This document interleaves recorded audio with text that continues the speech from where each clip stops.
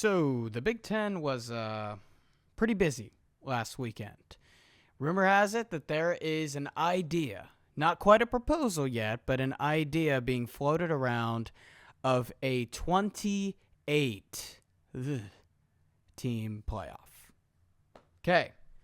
The Big Ten's idea in this 28 team playoff, they want 7 SEC AQs, 7 Big Ten automatic qualifiers, 5 ACC, 5 Big 12, 2 group of fives, and then 2 at-larges.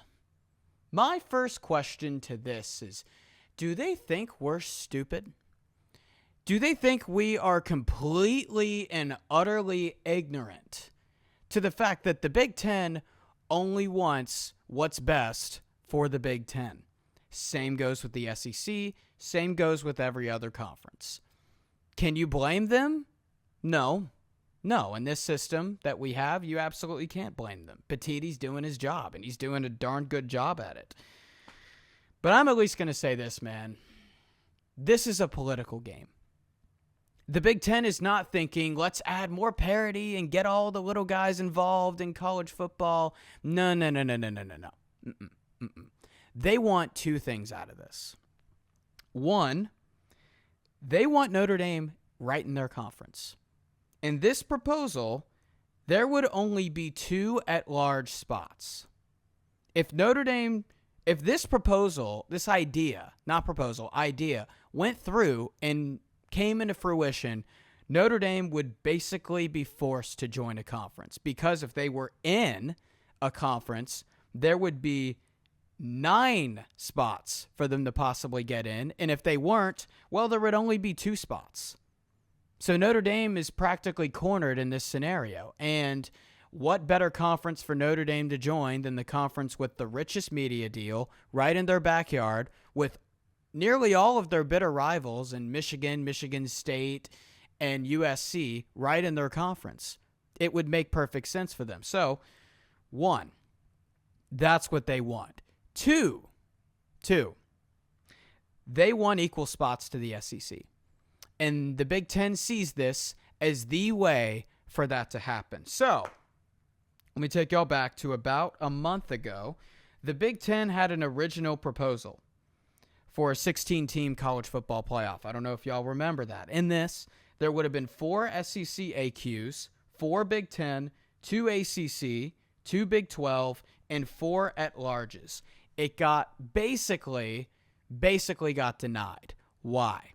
Because the ACC, Big 12, and SEC were against it. Now, we know that the SEC is vocally against that because they don't want there to be an AQ model.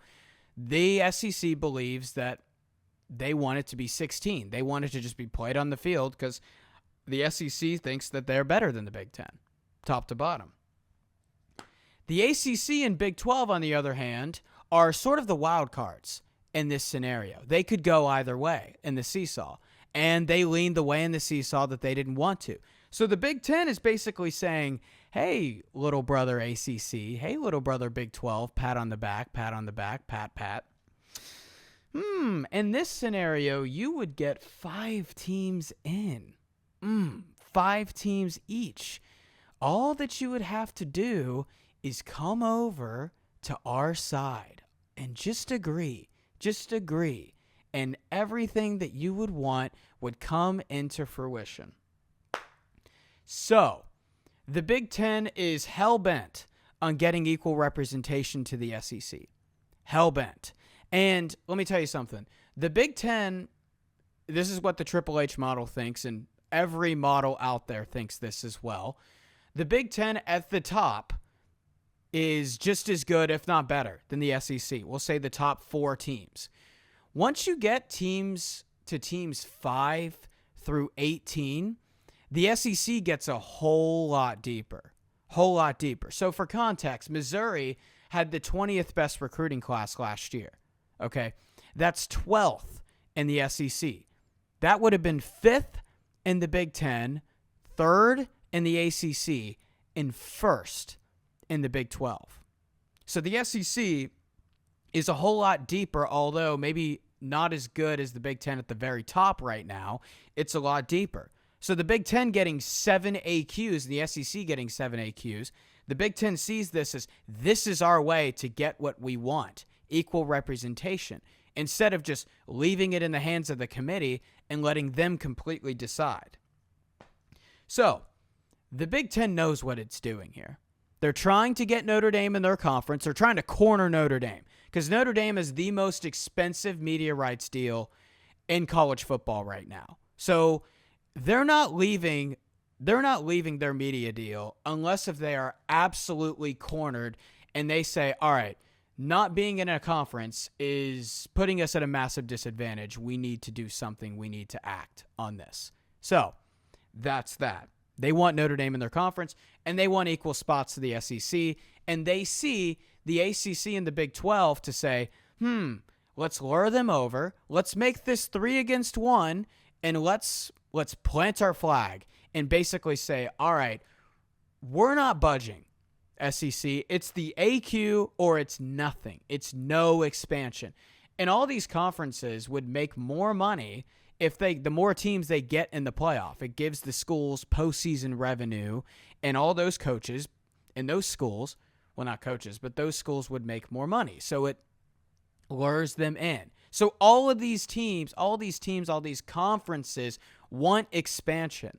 It doesn't really factor in for the betterment of college football. And if you want to ask, Harris, is this 2018 playoff good for college football? No. And that's a subjective opinion of mine, but no, I don't think it is, because here's what separates college football from the rest. A lot of you would say, oh, look at March Madness. It's so cool. NBA playoffs. It's so cool. Let me tell you about those two things. March Madness is cool, but what about the regular season? How many of you genuinely watch the NBA regular season and enjoy it? A lot of the conversation is viewership's down. You look at the stands. A lot of it is empty. The regular season can be a drag. Why is that?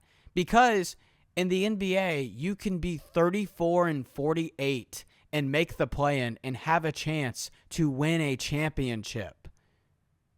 So mediocrity gets rewarded. So what do you get? What's the con of more teams in the playoff? Load management, guys taking plays off, right?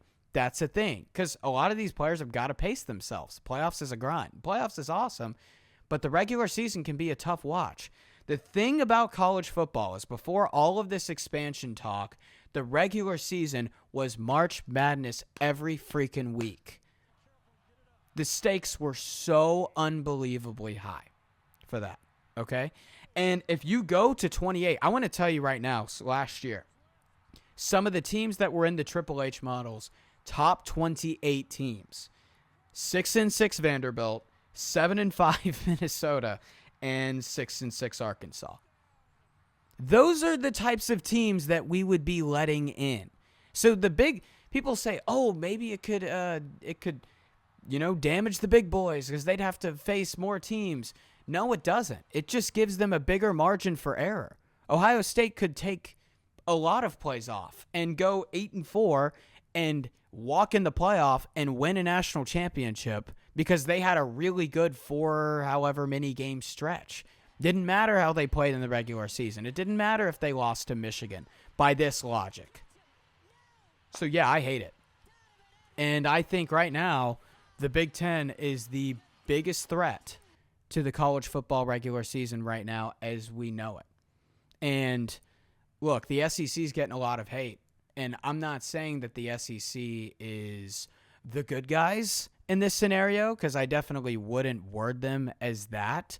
But for geographical reasons, we love conferences with geography, with close-knit rivalries right now, right? That's the beauty of college football, right? The conference that has a team in Pennsylvania and a team in Southern California is going surprisingly under the radar when we're talking about the biggest destroyers of college football, biggest threats of college football potentially. And I think that's a scary thing because stuff like this 2018 playoff, really could come into fruition. And if the ACC and the Big 12 see this and say, ooh, they're giving us what we want, Big Brother's giving us what we want, that could be really dangerous for the sport of college football.